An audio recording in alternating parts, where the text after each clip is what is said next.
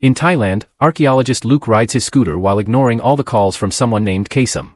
Soon a bunch of cars surround him and Kasem asks Luke to return the tube with the painting he stole from his boss. One of Kasem's men is armed, so Luke announces he'll pull over. Instead he stops the scooter and waits for the cars to move ahead before taking a different road. A chase ensues and Luke moves fast enough to make his pursuers crash against other cars. He then enters the market where the cars can't follow, so the only enemy left is a guy on a bike. When Luke enters an apartment, the space is so tight that the biker crashes too. After going down the stairs Luke leaves the building, only to get blocked by Kasem's car. He's thrown off his scooter, but since the locals immediately surround the car, Luke gets to crawl away. Kasem scares the crowd by shooting in the air and sends his thugs to continue the chase on foot. With an injured leg, Luke moves as fast as possible while his enemies open fire. He calls his teammates to tell them he won't make it to his flight, so they tell him to take the train instead. After crossing another market, Luke steals a merchant's food cart and Kasem follows him in his car again. Luke disconnects the food cart from the bike and it crashes against Kasem's vehicle, causing the flames to spread and cover his windshield. Kasem then crashes into the traffic and the police surround him while Luke gets to escape. At the station, Luke jumps off the bike and runs after the train, managing to get aboard at the last second. That night he falls asleep on his seat and dreams of being in an ancient building where he finds and steals a golden mask. When he wakes up he finds a woman named Esme sitting across from him. She explains that her job is to recover unique paintings and that the men in the other seats work for her. Luke refuses to give her the painting so Esme takes out a knife as a thug starts choking him from behind. Esme tries to take the tube away and kicks Luke when he doesn't let go, only for him to grab her arm instead. By taking off her jacket, Esme walks away. Then Luke grabs a plate from a table and breaks it on the thug's head before headbutting him to finally force him to drop him. Now he can grab Esme while kicking down another thug, however Esme quickly beats him up before walking away again. Luke has to fight off another man before reaching her and Esme defends herself with a knife, accidentally cutting the tube strap in the process. As they hold on to different ends of the strap, Luke dodges the flying knife and pulls at the tube to send Esme into the bathroom, where he locks her up. Afterward Luke climbs to the roof of the train car and waits until a water tower is close enough to jump onto it. He doesn't grab the railing well enough and ends up falling through a shack's roof. Then he calls his teammates to ask them to pick him up. Meanwhile in London, Luke's sister Charlotte is discussing the details of her divorce with her cheating ex-husband Harold and his lawyer. He wants full custody of their son, which makes her very angry. Later Charlotte is at work at the museum and is shocked to find Luke. He pretends he's here to visit her but they almost never see each other so Charlotte guesses he's in trouble. Luke thinks Charlotte should join him in his adventures like they used to do with their father, but Charlotte reminds him she's a mother now so she wants to keep her curator job. Then Luke tells her that there's damage on one of the paintings. While she looks at it, he steals a different painting from the wall. The alarm immediately goes off and Luke runs as the doors begin locking themselves. Charlotte follows him outside and asks for the painting, but Luke says he'll only give it to her if she gets in his car. He takes off at great speed, doing some crazy turns to confuse the police vehicles that are now chasing him. After going through a few narrow streets, he enters the back of a truck driven by his teammates Murphy and Deb. Charlotte recognizes them because they're her father's old team. While Luke and Charlotte argue over the life she's chosen, Murphy takes a close look at the stolen painting and concludes it's not what they're looking for. Luke tells his sister she can take the painting back before putting her to sleep with a spray. Moments later she wakes up alone on a park bench. Charlotte rushes back to the museum, where Inspector Jamal is investigating the case. He's suspicious of Charlotte helping Luke but while they argue, they notice that the painting has been put back in its place. After work Charlotte tries to pick up her son Thomas, but Harold won't let him go with her because he's heard that she's a suspect now. A furious Charlotte goes to yell at Luke for ruining her life and finds him hanging out with a rich man named Owen. He explains he's dying of cancer so he's hired the team to find the Mountain of Youth, which may be the only cure. Charlotte says that the fountain is just a myth, but Luke thinks all myths have a trace of truth behind them. Dozens of cultures have written about the fountain across all continents, which can't be a coincidence. It's said that the location of the fountain is hidden from men by God. The team believes that the information has been passed down from generation to generation in specific families that form the protectors of the path, whose job is to protect the secret. Luke theorizes that Esme is one of those protectors. In 1600, 6 artists made a pact to reveal the location by hiding clues in different paintings. These are the paintings Luke has been stealing from other countries. The paintings have secret signatures that read 6 and 1 in Latin, meaning 6 canvases but 1 path. They're also marked with different letters but the team hasn't figured out their meaning yet. Charlotte realizes they've stolen the wrong Rembrandt painting and want her to share where the real one is. She isn't interested in joining them because she's too worried about her son, so Owen offers his very powerful lawyers to help her. In return, Charlotte tells them to research the Vanderbilt family. In the evening, Luke is reading about the Vanderbilts in a cafe where he's approached by Esme. She tells him to drop the search or she'll have to shoot every single team member. The next day Luke attends Thomas's piano recital and tells Charlotte he's found the real painting. After some arguing he convinces her to join the retrieval. Sometime later the team is on a ship in Ireland looking for a sunken cruise liner where the painting was last seen. Special drones are sent underwater to cut the part of the cruise liner containing all the first-class goods and attach flotation tanks to it to bring it up to the surface. Once the cruise liner is up, the siblings go inside to find the painting with Charlotte acting as a guide thanks to an old map. On the main ship, the team detects something approaching them on the radar and tries to warn Luke, but the radios aren't working.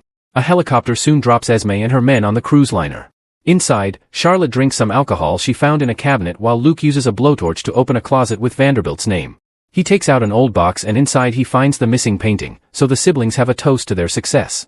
Luke wants to steal some jewelry too, but Charlotte slaps his hand, reminding him that they aren't grave robbers. The flotation tanks are starting to fail, so the siblings don't have much time left.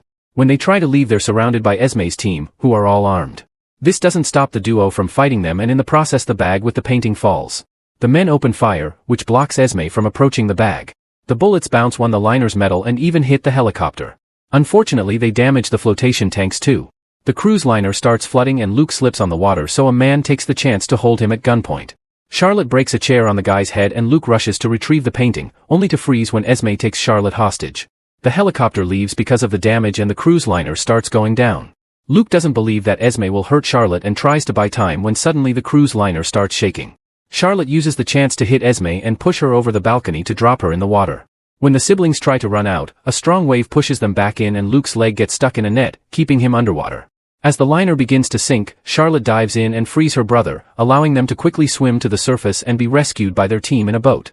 When Charlotte returns to London, Harold asks her to take Thomas because he's moving to Japan for a new job.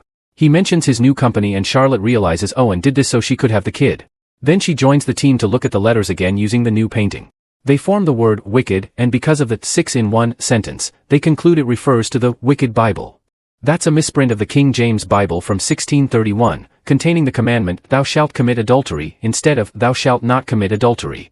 The team wonders if it wasn't a mistake and that misprint was done on purpose to mark specific Bibles that had the clues to find the fountain. All those Bibles were destroyed except for one. Suddenly Jamal and his officers burst into the room to arrest the siblings, however they're interrupted by the arrival of Kasem and his men who keep everyone at gunpoint. Luke offers a deal. Kasem can have him and all the paintings if he lets his team go. Kasem agrees and Charlotte leaves the room with the others. Then Luke pretends he's going to grab the paintings, but instead he plays some music and quickly hides under the table. This distraction allows the cops to attack the criminals, starting a big fight. Soon punches lead to open fire and Luke's car is damaged by the bullets. In the middle of the chaos, Luke sneaks around and leaves through the back door, where his team picks him up on a boat. The fight continues and in the end the police win. Jamal looks at the computer and notices the quote from the Wicked Bible. Sometime later Luke is in a desert, where he finds a glass of glowing liquid. When he takes a sip, Charlotte and Thomas begin aging incredibly quickly. A voice says, "Don't drink," and Luke drops the glass. When it breaks, he wakes up on a plane. The team is on a flight to Austria where the last Wicked Bible is, and Thomas has joined the adventure. Later at the Austrian National Library, Luke, Charlotte, and Deb are allowed to enter thanks to a big donation made by Owen. The billionaire is currently with Thomas at a restaurant answering all the kids' questions about the rich life. The trio looks at the Bible in a secret room, where the librarian tells them about a second misprint that includes a dirty word. Meanwhile Murphy keeps guard outside and sees Esme arrive with her men, so he warns the others. Luke goes out to meet Esme and after some banter, they start fighting using the shelves and the furniture as props.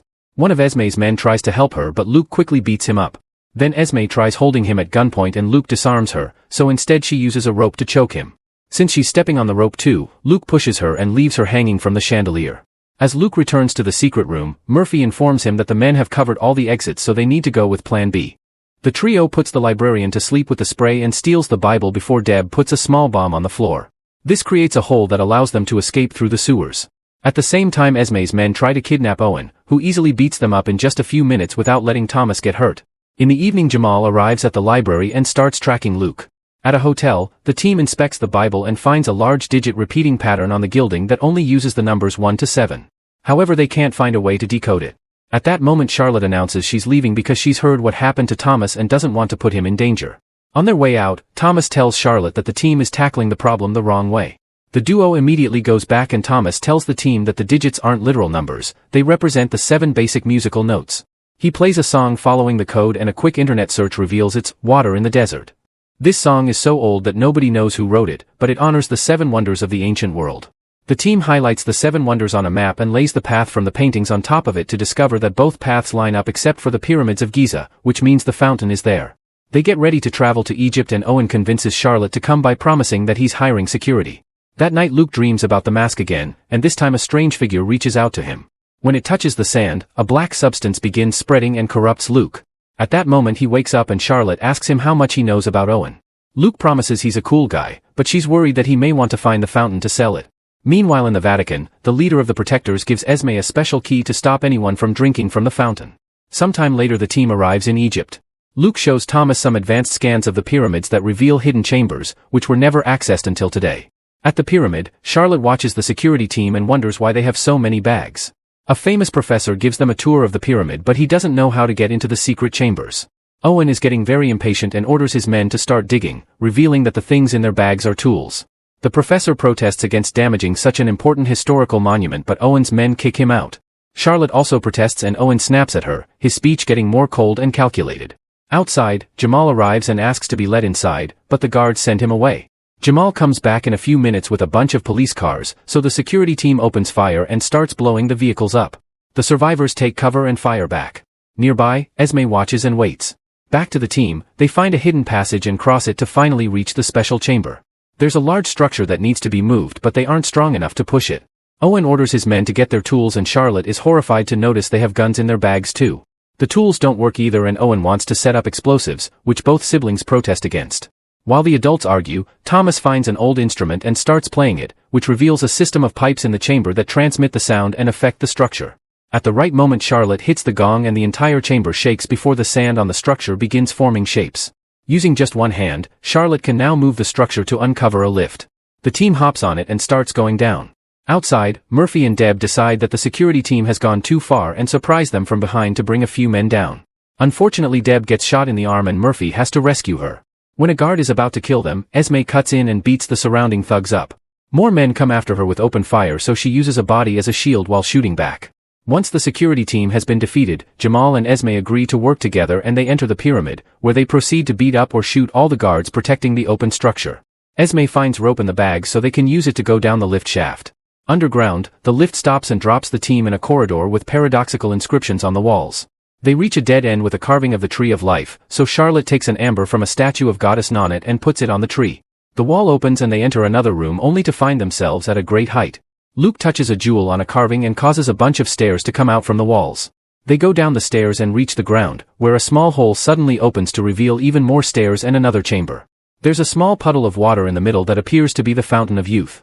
Charlotte reminds everyone of the warnings on the walls. If someone isn't ready to get a blessing, they'll get a curse instead. Owen wants Luke to drink first and gets pretty aggressive, so Charlotte guesses he's not really dying. A very cold Owen confirms he came for the fountain to sell it later and proceeds to shoot Luke in the arm, leaving him with no choice but to drink. As soon as Luke touches the puddle, water starts filling the chamber to make an actual fountain. Blood falls from Luke's wound and the water surrounds him to lift him. His hands begin to glow and Luke sees a younger version of himself in them. However, when he's about to drink he also sees Charlotte and Thomas aging rapidly. He chooses not to drink to protect his family and pulls his hands apart, so the water rewards him by healing his injury. A furious Owen tries shooting him again but the water protects Luke before gently putting him down. Then Owen drops some of his blood into the fountain too. As the water starts surrounding him, Esme uses the key on a wall while remembering what the leader explained. If someone caring drinks the water, they'll be granted eternal youth in exchange for the life of their loved ones. But if someone who only loves themselves drinks, the fountain drains that person's own life. Owen drinks and immediately ages, screaming in unbearable pain. As the water goes crazy around him, Esme hits a new gong and all doors start closing. The hole in the ground does the same, so the team rushes up the stairs and leaves Owen to die in the water. On their way up, Owen's bodyguard slips and falls to his death. Luke also slips and Esme has to help him get back up. The corridors are also closing so they have to dodge lots of obstacles to make their way out. Once everyone is outside, Jamal has to admit that the real criminal behind everything was Owen. Esme confesses she's impressed by Luke's strong will and kisses his cheek as she says goodbye. The siblings want to go on a new adventure and Thomas says he has an idea. Make sure to subscribe our channel Cinema-Fathom and turn on notifications so you can watch more videos like this. Thanks for watching.